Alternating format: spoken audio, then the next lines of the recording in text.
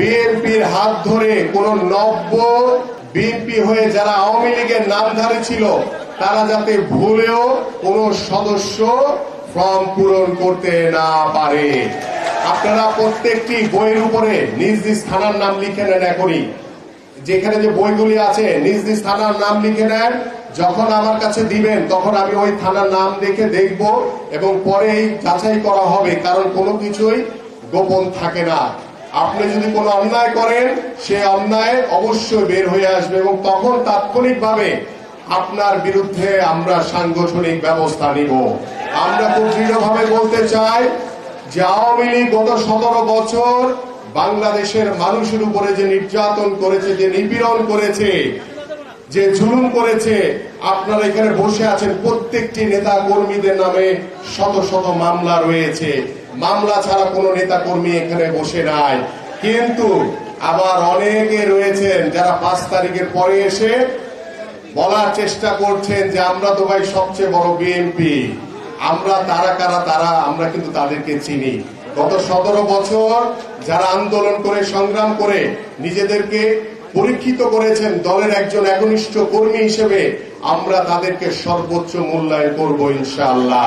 আর যারা নতুন করে এসে বিএনপি সাজার চেষ্টা করছেন তাদের বিষয়ে আমরা সতর্ক রয়েছি। আগে আমাদের নেতা কর্মীদের মতো এত পরীক্ষিত হয়ে নেন, তারপরে আপনাদের বিষয়গুলি আমরা চিন্তা ভাবনা করব ইনশাআল্লাহ। কিন্তু যারা নিরপেক্ষ, যারা এলাকার সাধারণ মানুষ, যারা বিএনপির সমর্থক, তাদেরকে যথাসাধ্য আপনারা সম্মান করবেন, তাদেরকে যথাসাধ্য মূল্যায়ন করার চেষ্টা করবেন। এবং যারা গত 17 বছরে বিভিন্ন ভাবে বিএনপির নামে তারা আওয়ামী লীগের সাথে লিয়াজো করে বেরিয়েছে, তাদের কাছ থেকে শতভাগ দূরে থাকবেন।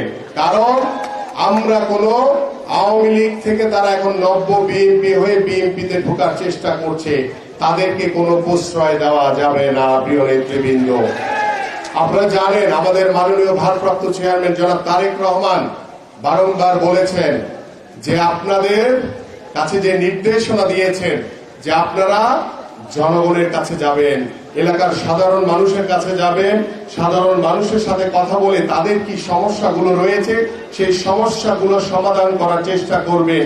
এটাই হচ্ছে বিএনপির রাজনীতি। আওয়ামী লীগ গত 17 বছর যা করেছে তার ঠিক উল্টাটা করতে হবে। আমরা আওয়ামী লীগ যেভাবে মানুষের উপরে জোর করে প্রভাব বিস্তার করার চেষ্টা করেছে, আপনারা ভুলেও এই কাজ করবেন না। কারণ বিএনপি এদেশের সাধারণ মানুষের দল, জনগণের দল। সেই জনগণকে সাথে নিয়ে কিন্তু আমাদের পথ চলা, সেই জনগণকে সাথে নিয়ে আমরা আগামীর বাংলাদেশ গড়তে চাই। আমি ছোট্ট একটি কথা বলতে চাই। আমি আজকে সকালে একটি কলেজে গিয়েছিলাম এই কর্মসূচিতে আসার আগে। সেখানে অভিভাবক, শিক্ষক, শিক্ষিকা, ছাত্রীরা ছিলেন। সেখানে দু একটি বিষয় আমার কাছে আসছে, সেটা খুবই দুঃখজনক বিষয়।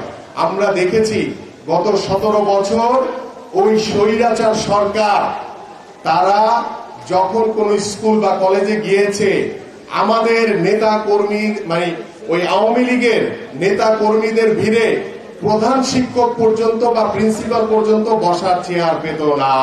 এটা গত 17 বছর স্বৈরাচার শেখ হাসিনার আমলে হয়েছে। কিন্তু আমাদের এই বর্তমান চলমান সময়ে এখানে আমাদের মহানগরের নেতৃবৃন্দরা রয়েছেন, এখানে আমাদের নেতা কর্মীরা রয়েছেন। আপনাদেরকে বিভিন্ন স্কুল কলেজের বিভিন্ন প্রতিষ্ঠানে আপনাদেরকে দাওয়াত দেওয়া হয়, আপনারা সেখানে অবশ্যই যাবেন। কিন্তু স্কুল কলেজগুলোতে কখনোই পলিটিসাইজ করবেন না। গত 17 বছর আওয়ামী লীগ স্কুল কলেজ থেকে সকল প্রতিষ্ঠানে তারা রাজনীতিকরণ করেছে, কিন্তু আমরা কোন স্কুল কলেজে কোন প্রকার রাজনৈতিক প্রভাব বিস্তার করার চেষ্টা করবেন না। স্কুল কলেজ তার স্বাধীনভাবে স্বাধীন মতামত নিয়ে স্কুল, অভিভাবক, শিক্ষার্থী, শিক্ষক, শিক্ষিকা, প্রিন্সিপাল, অধ্যক্ষ তাদের স্বাধীন মতামতের মতো চলবে।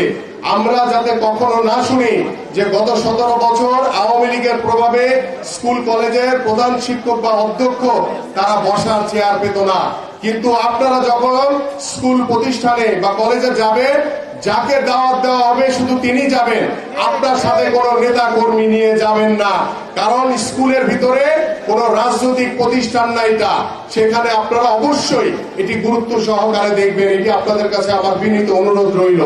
পাশাপাশি আমরা যে বিষয়টি নিয়ে আমাদের আজকের যে কার্যক্রম, যে সদস্য নবায়ন, সেটি নিয়ে ইতিমধ্যে আমাদের বক্তারা বলেছেন এবং আমরাও বলার চেষ্টা করছি এবং আমাদের মাননীয় মহাসচিব তিনিও আপনাদের সামনে বলবেন।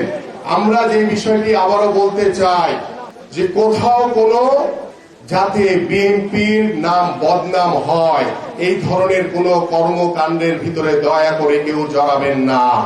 আমি আবারও দৃঢ়ভাবে বলছি, কেউ যদি চাঁদাবাজি করে, কোন দখলদারির সাথে জড়িত থাকে, আমাদের কাছে প্রমাণ আসা মাত্রই কিন্তু তার বিরুদ্ধে আমরা সাংগঠনিক ব্যবস্থা আগেও নিয়েছি, এখনো নিব ইনশাআল্লাহ। কারণ আমরা কোন অন্যায়কারীকে, কোন চাঁদাবাজিকে, কোন দখলদারির কোন প্রশ্রয় দেই না।